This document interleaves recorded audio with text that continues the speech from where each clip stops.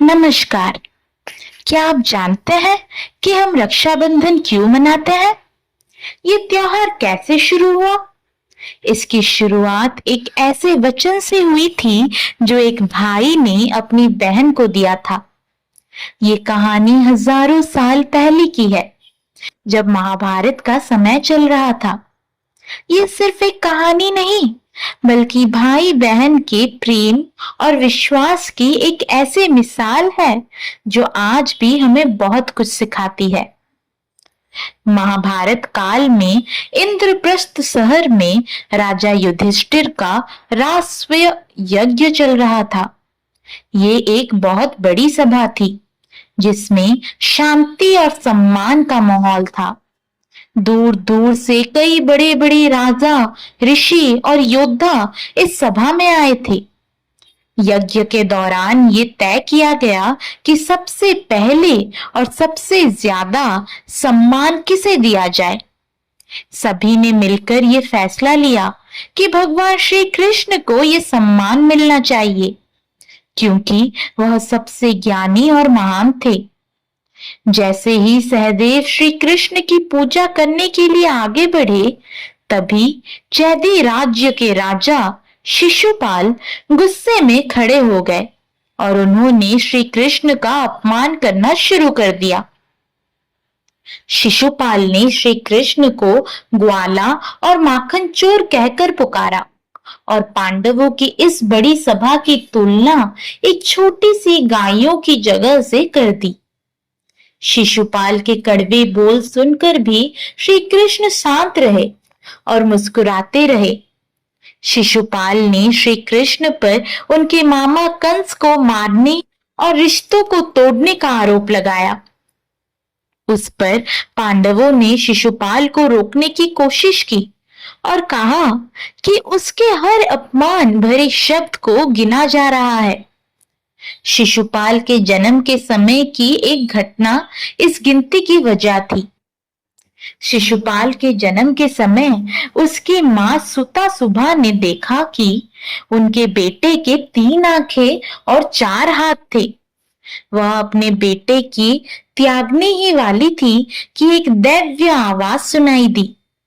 उस आवाज ने बताया कि जो भी इस बच्चे को अपनी गोद में उठाएगा, उसके अतिरिक्त अंग गायब हो जाएंगे, लेकिन उसी इंसान के हाथों उसकी मौत भी लिखी होगी। कई साल बीत गए और कई राजाओं ने बच्चे को गोद में उठाया, लेकिन कुछ नहीं हुआ। फिर एक दिन बलराम और श्री कृष्ण अपनी बुआ से मिलने आए। जैसे ही श्री कृष्ण ने उस बालक को गोद में लिया, उसकी तीसरी आंख और 2 अतिरिक्त हाथ गायब हो गए।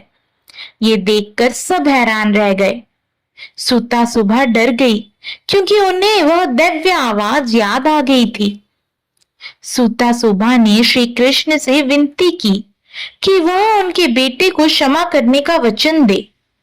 तब श्री कृष्ण ने उन्हें वचन दिया कि वह शिशुपाल के 100 अपराधों को माफ कर देंगे, लेकिन 101वें अपराध के बाद वह उसे मौत की सजा देंगे। सालों तक शिशुपाल ने श्री कृष्ण का कई बार अपमान किया।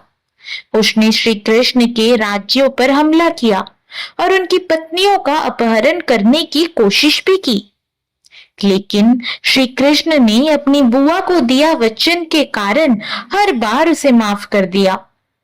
राजस्व यज्ञ में शिशुपाल ने फिर से श्री कृष्ण का अपमान करना शुरू कर दिया और धीरे धीरे उसके अपराधों की गिनती 99 तक पहुंच गई। जब शिशुपाल ने भीष्म पितामह और पांडवों को भी अपमानित किया, तो ये उसके 99 अपराधों की गिनती पूरी हो गई।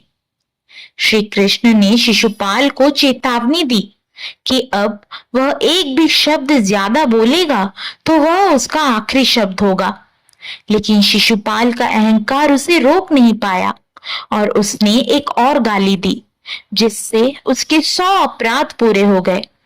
जैसे ही शिशुपाल ने अपने 101वां अपराध किया, श्री कृष्ण ने अपना सुदर्शन चक्र का इस्तेमाल किया और शिशुपाल का वध कर दिया, जिससे अधर्म का अंत हो गया।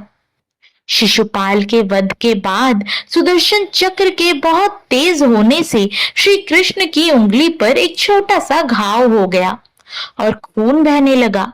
जब सभी लोग सोच रहे थे कि क्या करें, तभी द्रौपदी दौड़कर श्री कृष्ण के पास आई और अपने पल्लू का एक टुकड़ा फाड़कर उनकी उंगली पर बांध दिया। द्रौपदी का ये निस्वार्थ प्यार देखकर श्री कृष्ण बहुत भावुक हो गए। उन्होंने अपनी बहन द्रौपदी को वचन दिया कि वह उसकी साड़ी के एक एक धागे का कर्ज चुकाएंगे।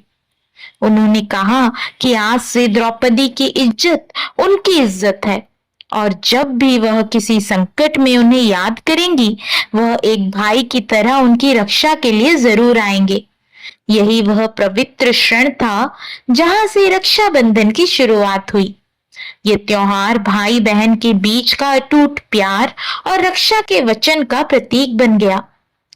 तो अगली बार जब आप अपनी बहन की कलाई पर राखी बंधवाएं या अपने भाई की कलाई पर राखी बांधे, तो इस पवित्र कथा को जरूर याद करें। ये कथा हमें सिखाती है कि रिश्ते सिर्फ खून का नहीं, बल्कि विश्वास और निस्वार्थ प्रेम का होता है। रक्षाबंधन सिर्फ एक धागा नहीं, बल्कि भाई बहन के बीच के अटूट प्यार और वचन का प्रतीक है।